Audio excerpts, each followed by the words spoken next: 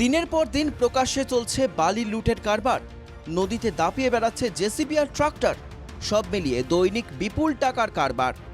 এই কারবার চলছে মালদার ইংরেজ বাজারের যদুপুর 2 নম্বর গ্রাম পঞ্চায়েতের রায়পুর এলাকায়। স্থানীয়দের অভিযোগ, এই অবৈধ কারবারের পিছনে রয়েছে এলাকার তৃণমূল নেতা তথা পঞ্চায়েত সদস্যের স্বামী শীষ মোহাম্মদ, যিনি এলাকায় পরিচিত জুলুম নামে। মাল কাটছে। আচ্ছা, আপনারা কি করেন এখানে? জমি চাষ করি।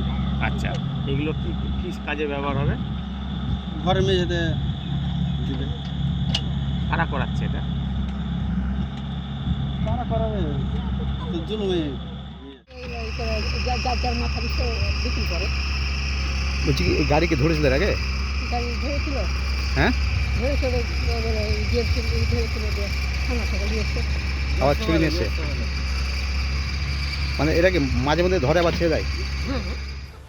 মহানন্দার মেলাঘাটের নদীবক্ষ থেকে জেসিবি দিয়ে তোলা বালি ট্রাক্টরে নিয়ে জমা করা হচ্ছে খানিক দূরে প্রায় নির্জন এলাকায়। বালি লুটের এই অবৈধ কারবারের কথা স্বীকার করেছে জেসিবি চালক থেকে ট্রাক্টর কর্মী। হ্যাঁ, জুলুম কোথায় বাড়ি ওর?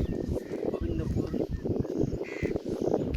মানে কি ওই কি মেম্বার কোন দলের? টিএমসি। কত করে ট্রাক্টর নাও? একটা ট্রাক্টর ওটা আমি বলতে পারবো না। কি শুনেছো কত করে নেয়, কত করে নেয়? আমি তো লেবার কাজ করছি, এখন দাম কিরকম কি আমি তো 3 মাস থেকে এটা কোন নদী? মহানন্দা। কাজ করতে পারেন আপনারা? ওই 2-3 ঘন্টা হলো। আর 3টা গাড়ি। 3টা জেসিবি কাজ করছে। না টন। আচ্ছা, যে মালটা কোথায় যাবে এখন? এই যে জল গিয়ে তারপরে ফেলে দেবে লোকের বাড়িতে। কতদিন ধরে চলছে কাজ? আমি আজকে এসেছি। বালি চুরির ঘটনায় শুরু হয়েছে রাজনৈতিক চাপানুতর। দেখুন, এখানে যে দলটা চলছে, এই দলের না আছে আদর্শ, না আছে নীতি, না আছে কোনো কিছু। শুধু একটাই আছে, বিনা ইনভেস্টে ব্যবসা করে খাওয়া। এবং এইটার একটাই লাইসেন্স হলো যে আমাদের গলাতে তৃণমূল করি, এই লাইসেন্সটা শুধু আছে। যদি বিআইনি কাজ করে তাহলে সরকারের যে আইন আছে সে আইনে কাজ। এখন তো লেভি সিস্টেম করে দিচ্ছে, লেভি দাও, লেভি দিয়ে পানি উঠাও। মালদার ভূমি রাজস্ব বিভাগের ভারপ্রাপ্ত অতিরিক্ত জেলাশাসক দেবুহতি ইন্দ্র এক্ষেত্রে প্রশাসনিক পদক্ষেপের আশ্বাস দিয়েছেন।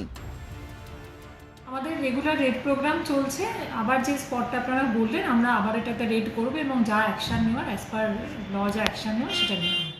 এখন দেখার বিষয়, অবৈধভাবে নদী থেকে বালি পাচার রুখতে কি ব্যবস্থা গ্রহণ করে মালদহ জেলা প্রশাসন, নাকি এইভাবেই প্রশাসনের নাকের ডোগায় প্রকাশ্য দিবালোকে চলবে বালি পাচার। মালদা থেকে সুমিত ঘোষের রিপোর্ট, NKTV বাংলা।